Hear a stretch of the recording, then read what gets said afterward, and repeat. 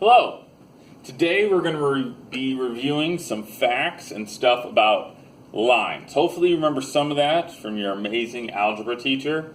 But first, something you can tell your parents that you learned today. A blob of toothpaste shaped like a wave is called a nurdle.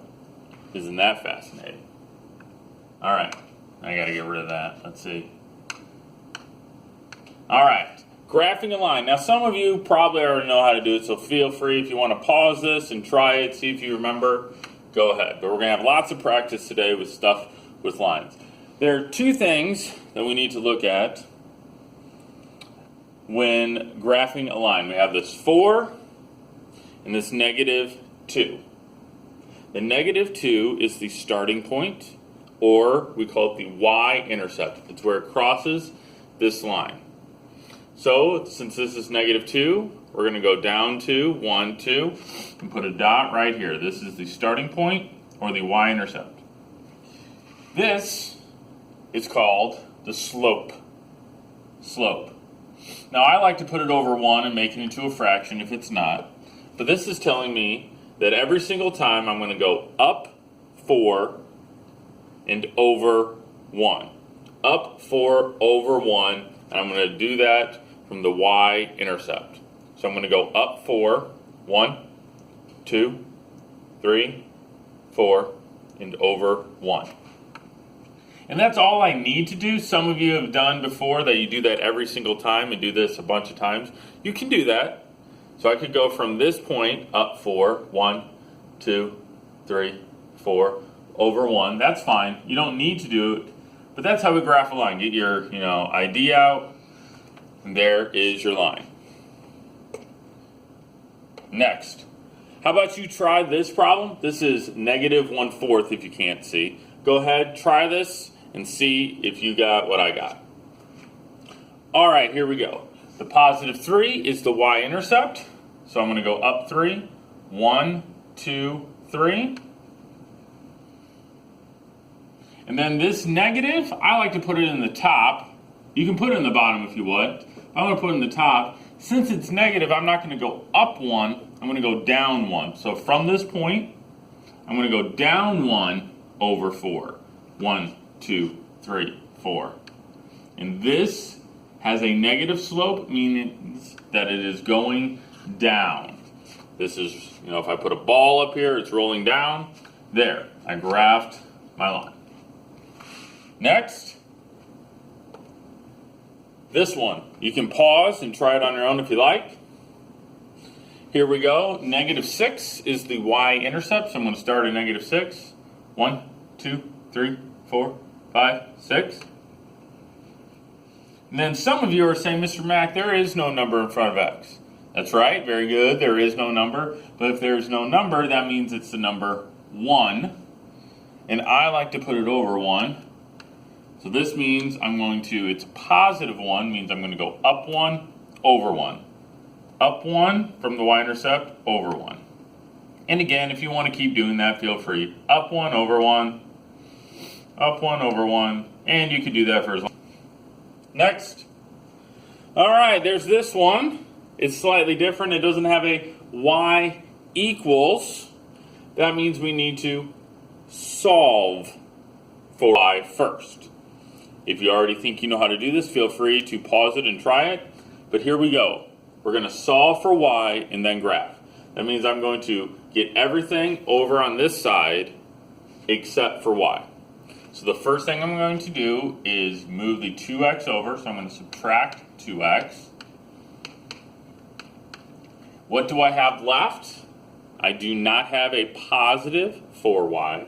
I have a negative 4y. Equals -2x plus 8. To get rid of the -4, I need to divide by -4. Divide by -4 by -4. I also have to divide the 8 by -4. I divide everything by -4. So now, on this, I have y equals negative divided by negative is a positive. 2 over 4 simplifies to 1/2, so that's positive 1/2 x. Positive 8 divided by negative 4 is negative 2. So this is solving for y, and now I'm able to graph it. Y-intercept is negative 2.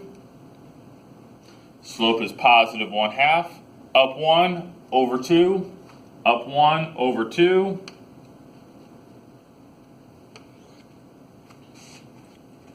Boom, there it is. All right, now I want you to try to solve for y. Go ahead and pause and solve for y. All right, let's see how you did. I'm going to subtract 10x from both sides. And I have 2y equals negative 10x minus 4. Divide every single thing by 2. And I have left y equals negative 5x minus 2. And if I wanted to graph this, y-intercept is negative 2. I'm going to go down 5 over 1. 1, 2, 3, 4, 5 over 1. And it should look something like that. We're getting close to the end. All right, what do we have left? I want to talk about slope. If I give you these lines and I just want you to find the slope, you need to count up and over. Count up and over. I'll do the blue one, and I'm going to let you try the other ones. So the blue one, I'm going to count up and over. So I'm going to go up 1, 2, and over 1, 2, 3.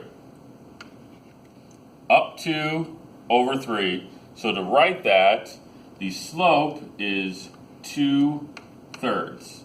The slope is 2/3. Pause it, you try the other colors. All right, let's see. Green, count up 1 over 1, 2. So the slope is up 1 over 2, or the slope is 1/2. Black and orange, there's a trick to them. I'm going to count up and over. I'm going to go up 1, 2 over 1. The slope, though, is not 2 over 1. Since this is going down, since this line is going down, it is negative. So the slope actually is negative 2. The slope is negative 2. And that's the same thing for orange. I go up 1 over 1. So the slope is not up 1 over 1 or 1. Since the line is going down, the slope for the orange one is negative 1. All right.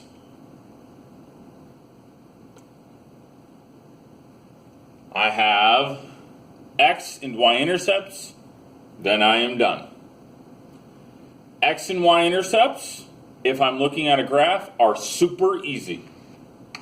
X intercepts are anything that crosses this line. So boom, I just look right there. Oh, the x-intercept is negative 1, negative 2, negative 2. Boom, done, easy peasy. Y-intercept, super easy as well. It's where it crosses this line. So the y-intercept is right there, or positive 2. If I give you a graph and tell me where the x and y-intercept is, boom, that's pretty easy. But the last thing is x and y intercepts when I give you an equation. And we're going to review this. Okay, we're going to review this topic when you get back in class, but I wanted to introduce it to you. X-intercept, how do you figure that out? X-intercept is when y equals 0. So that's kind of new. You want to write that down, put it in your notes. Y equals 0 is for an x-intercept. So to find an x-intercept, we plug in 0 for y and solve for x. Now this is pretty easy. It's not too hard. Subtract 12 from both sides. Negative 12 equals 4x. Divide by 4. So the x-intercept equals -3. Again, this equation's not too hard. You can do that. It's, can you remember that for an x-intercept, y equals 0. So that's for an x-intercept. What about for a y-intercept? What do you think how to find a y-intercept? It is when x equals 0. So if I wanted to find the y-intercept for this one, I plug in 0 for x. So y equals 4 times 0 plus 12. And this is pretty easy. Y equals 4 times 0 is 0 plus 12. So the y-intercept is 12. The math's not too hard. It's, can you remember that for a y-intercept, x equals 0? And for an x-intercept, y equals 0. Is that all I have? Yeah, and we'll review that here in a second. All right, here's our joke. What did the fisherman say to the magician?